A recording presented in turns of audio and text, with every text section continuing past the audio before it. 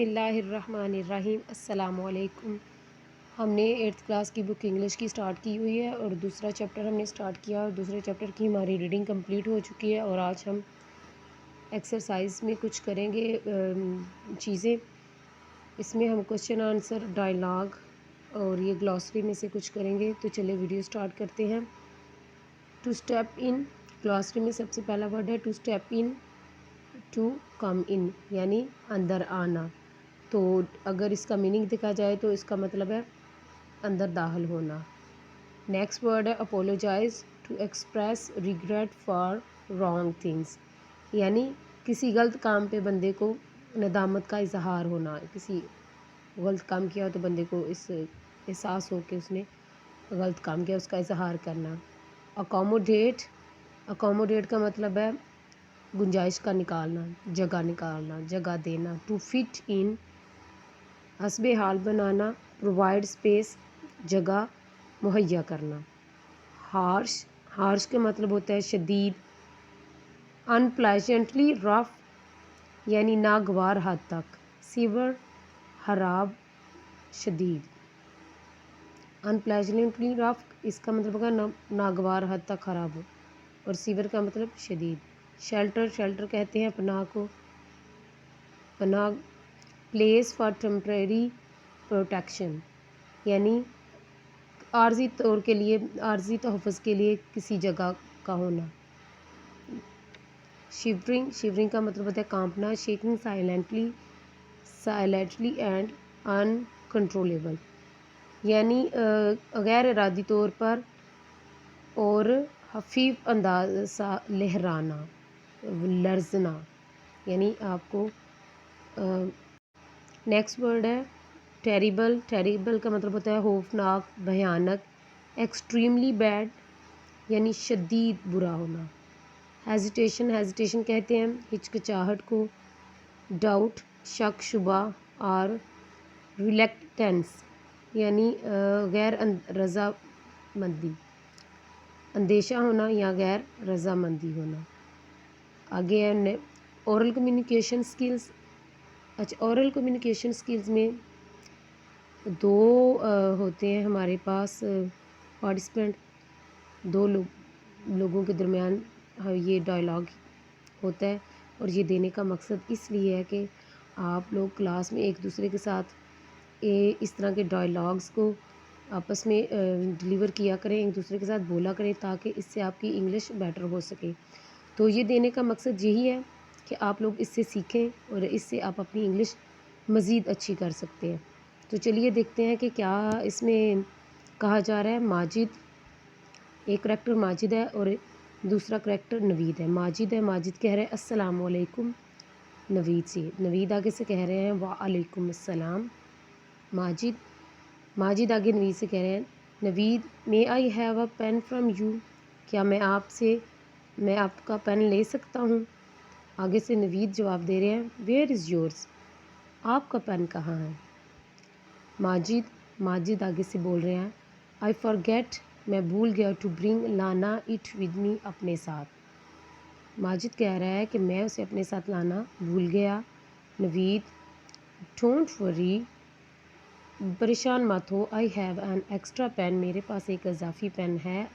I shall give it you, मैं आपको दे दूँगा। माजिद, माजिद आगे से कह रहा है थैंक यू, शुक्रिया। नेक्स्ट पेज पे है reading skill, reading for understanding, समझने के लिए पढ़ना। Write the textual meaning of the words highlighted in the text, मतन में नुमाया अल्फाज की सियाक़ो सबा के हवाले से मानी लिखें। Compare the textual meaning of the words with the given dictionary meaning यानी सबक के सियाक़ो सबा के हवाले से मानी का दिए गए डिक्शनरी के मानू से, जो डिक्शनरी में मीनिंग दिए गए उनके साथ मुआवजा करें। Use the words highlighted in the text in sentences of your own, तो फिर आपने इनको नुमाया अल्फाज जो दिए गए हैं उनको अपने जुमलों में भी इस्तेमाल करना है। रीडिंग ऑफ फॉर अंडरस्टैंडिंग में टेक्सचुअल मीनिंग उन्होंने दिए हुए हैं कि हाईलाइट करके वर्ड दिए, तो उनके टेक्सचुअल मीनिंग भी बताने हैं और डिक्शनरी मीनिंग भी। तो सबसे पहले वर्ड है टेरिबल, जिसका टेक्सचुअल मीनिंग है हॉरिबल, और ऑफुल इसका है डिक्शनरी मीनिंग। तो उन्होंने कहा जी सेंटेंस भी बनाए, तो सेंटेंस है पहला टेरिबल का सेंटेंस है, अ टेरिबल स्टॉर्म हिट और village last night. Second word है फॉरवर्ड। फॉरवर्ड का मतलब है आफ्टर दैट, ये टेक्सचुअल मीनिंग होगा, और कम आफ्टर होगा डिक्शनरी मीनिंग। सेंटेंस इसका होगा my younger sister followed my foot steps. Third word है हेजिटेशन।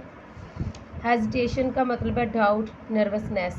ये डाउट होगा इसका टेक्सचुअल मीनिंग, और नर्वसनेस होगा इसका डिक्शनरी मीनिंग। मैंने ये प्यारे बच्चों इसलिए मैंने ये रिटन फॉर्म में आपको लिख के दिखा रही हूँ, क्योंकि बोलने से तो बोल लेता है, लेकिन जब हम इसका कुछ बच्चों को स्पेलिंग की प्रॉब्लम होती है, स्पेलिंग नहीं आते। तो हेजिटेशन का थर्ड वर्ड है हेजिटेशन। हेजिटेशन का टेक्सचुअल मीनिंग होगा डाउट, और डिक्शनरी मीनिंग होगा नर्वसनेस। इसका सेंटेंस होगा I felt hesitation while taking to my mother. ये हो गया थर्ड। नेक्स्ट इसका होगा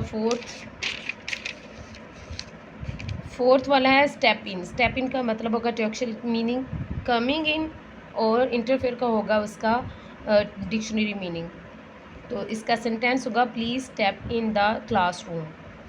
हाशर, हाशर का होगा सीवर, और क्रूल होगा इसका डिक्शनरी मीनिंग। सेंटेंस होगा बनेगा इसका Fatima's behaviour is हाशर then आमनास। Accommodate होगा सिक्स वाला है अकोमोडेट। अकोमोडेट का मतलब होता है गिव शेल्टर, पनाह देना, और इसका हेल्प होगा dictionary meaning. You should accommodate me in your home. ये हो जाएगा इसका सेंटेंस। आगे सेवंथ में आएगा जेनरस। जेनरस का होगा textual meaning kind. Open handed होगा इसका डिक्शनरी मीनिंग। इसका सेंटेंस बनेगा the old man is very generous with poors. आगे एट्थ में है शिवरिंग। शिवरिंग का मतलब होता है कांपना, वाइब्रेटिंग विद कोल्ड यानी सर्दी से कांपना। ये इसका हो जाएगा टेक्सचुअल मीनिंग, और इसका डिक्शनरी मीनिंग होगा बी कोल्ड फ्राइटेंड। ये हो जाएगा इसका डिक्शनरी मीनिंग। और इसका सेंटेंस बनेगा the little girl was shivering with cold, कि जो छोटी बच्ची है वो सर्दी से कांप रही थी। गिल्टी होगा नाइन्थ वाला, लास्ट वाला। गिल्टी का मीनिंग है अशेम्ड, टेक्सचुअल मीनिंग, और ब्लेम वर्ती होगा इसका डिक्शनरी मीनिंग। सेंटेंस इसका होगा he was feeling guilty after making mischief. तो ये हो गए हैं हमारे textual meaning with dictionary meaning और विद सेंटेंस। उसके बाद हमारे कंप्रीहेंशन क्वेश्चंस स्टार्ट हो जाएंगे। तो सबसे पहला क्वेश्चन है who knocked first at the door in the stormy night, कि किसने सबसे पहले तूफ़ानी रात में दरवाजे पर दस्तक दी। तो आपने हु को कट करके a hunter knocked first at the door in the stormy night, ये आपने आंसर में लिखना है कि हंटर ने सबसे पहले तूफ़ानी रात को दरवाजे पर दस्तक दी। नेक्स्ट होगा how many people were in the hut during that stormy night, के जो तूफ़ानी रात में कुल कितने लोग झोंपड़ी में थे। तो आपने हाउ मैनी कट करके लिखना है देयर